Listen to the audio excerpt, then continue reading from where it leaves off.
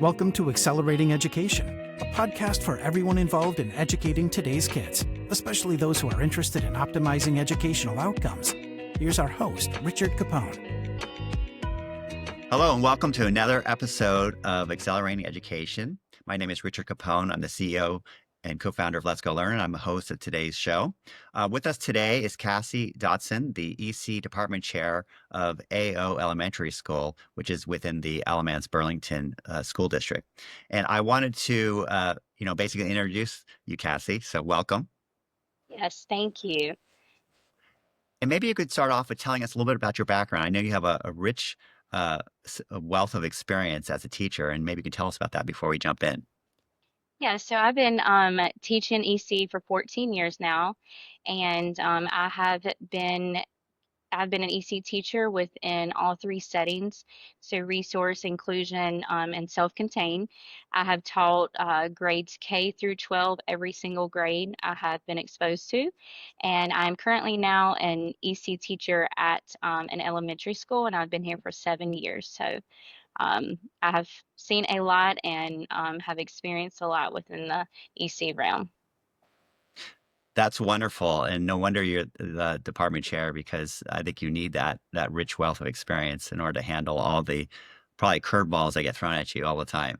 Yes, absolutely.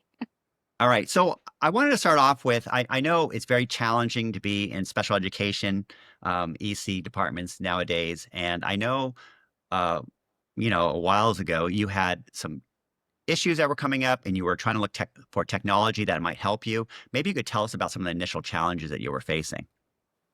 Yeah, so a couple of years ago, we were having a lot of challenges with when we collect data, it's just a lot of papers. And so when we're going through our meetings, a lot of the parents had, questions of like, what does this look like? Because it just to them looked like just a bunch of assessments. And so I got to thinking, our world is technology based now. We're using a lot of technology in the classroom.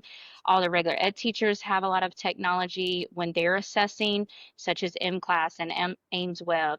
And so I got to thinking, well, why can't EC have that? And when those problems started to arise, I went and started researching, and that's when I saw that Let's Go Learn was possibly an option. And so we dug a little deeper and looked into all the things that it had available. And when I saw EC, which is something that you don't see a lot, that's when I said, this is something I definitely want to look into.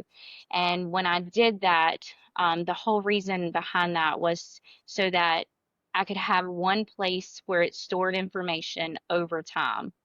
That way we could see that progress, and we can progress monitor them on those skills that they're struggling with and keep it all in one place. And so my initial thought was, if we could do this in elementary and we can track them over middle school and high school, this could be a program that could be throughout their whole entire educational time in school.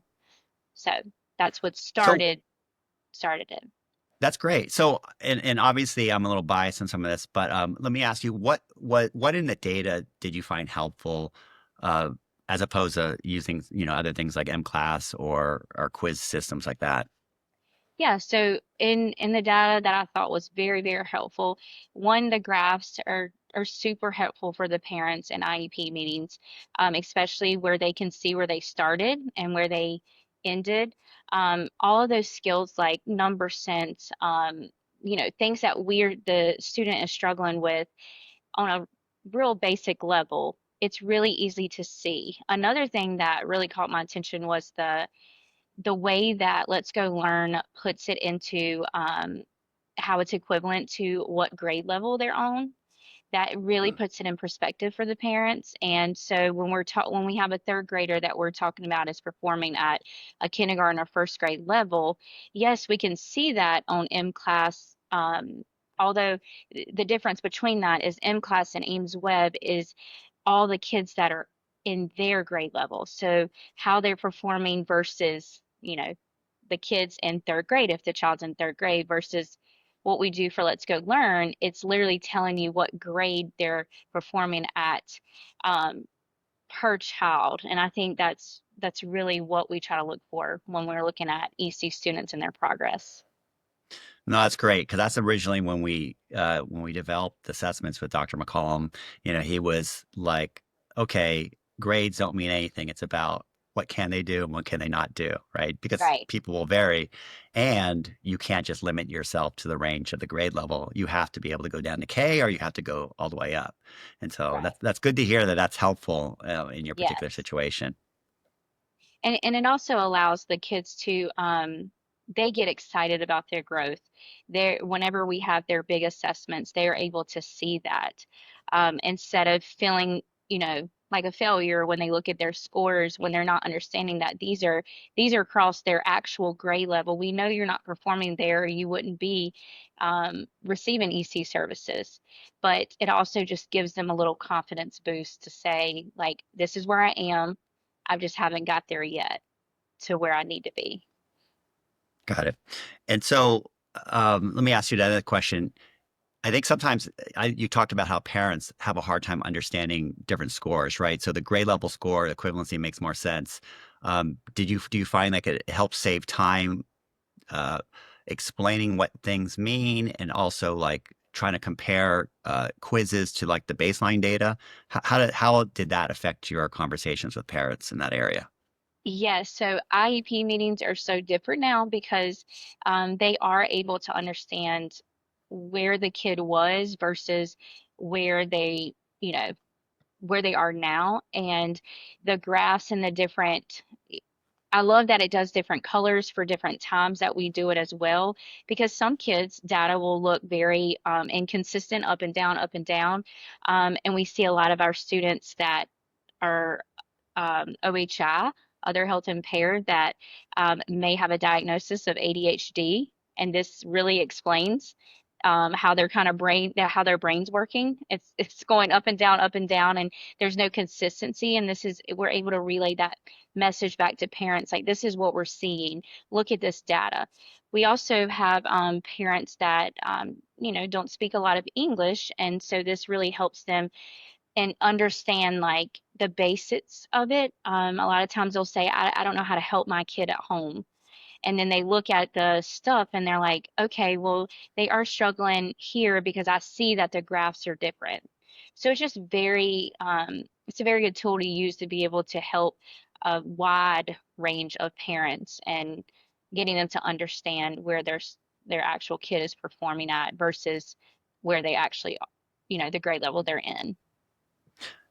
And what about are you using the Edge product, the instruction to it as well, or are you Yes, using assessment we only? are. Hmm. Yes. And so on Fridays, what I do a lot of times when I pull them to work on their goals, this is a way that I can pull them, but they're also doing another form of assessment data.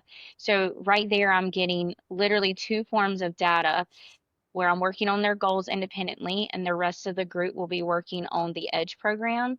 And so while they're not just sitting there, they can actually be doing something that works towards what they're struggling with. I just had a kid, she's really struggling with money, and I had just said to myself, I need to change her groups because I don't think she's understanding this, and the EDGE program won't let her go any further because she's not getting it. And that's exactly what it needs to be. Like, don't go any further until you actually get the skill because it's going to build on one another.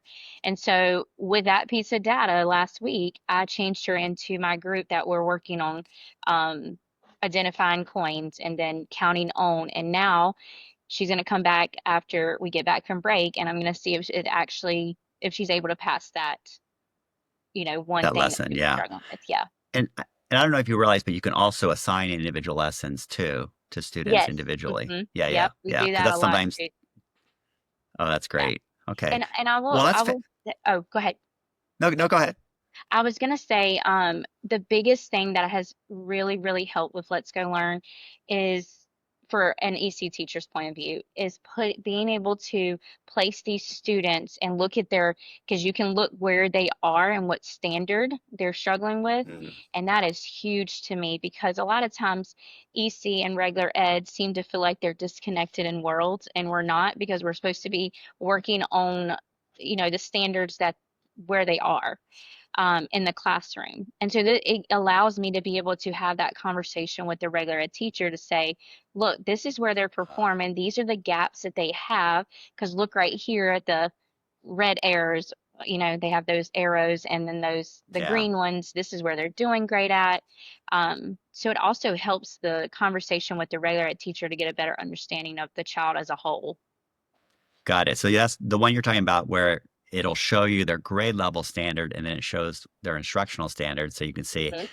this is where they're supposed to be, fifth grade, 5 dot NP, whatever, but they're actually operating at 2 dot da da da da. Correct. Yeah. Okay. And then it tells And you mm, exactly what standards they need to master in order to get up to that actual skill level. And those are the standards that we try to work on within that time to be able to build them up to that, because we all know that every year, every standard builds on one another. great. Well, that's fantastic. Thank you so much. Yeah. I do want to ask you, since AI has been so big, have you started using AI or any of your teachers in your classrooms yet? Yeah, I have not used it yet. I have heard that some other people have used that to be able to create different things, but I have not used that yet. Well, we'll let you know because you're sort of definitely a go-getter. We do Yeah. have an AI assistant we built into our system, and Oh, it'll allow you to do a first draft PLAF. So it could just look at the Adam and Dora data, and it'll actually write in paragraph format. And you're talking about. I realize what we could also do because AI is so good with language. You could say, translate this into Spanish, translate this into Vietnamese, or I mean, you could actually ask right, it to do right. other languages. So that would be Yeah, interesting and too. and So I if think that's yeah. yeah, that's the hardest part for EC teachers is the amount of paperwork and time that it Mm, takes to do the paperwork. And then also teaching, and then also having the yeah. meeting. So like anything that's going to help the student be able to get, the best explicit instruction they can in small groups, such as programs like this that are going to help get that data and be able to put it in a form where everybody can understand it, is worth it. All right. Well, thank you. That sounds wonderful. And we're going to continue to try to add more features like that because that's our goal is to empower you as much as possible. So Cassie, thank you so much for joining us today. And I appreciate you sharing your experiences with us. You're welcome. Thank you so much. Accelerating Education is sponsored by Let's Go Learn, maker of K-12 precision diagnostic assessment and instruction software. Thanks for listening, and be sure to check out our next episode of Accelerating Education.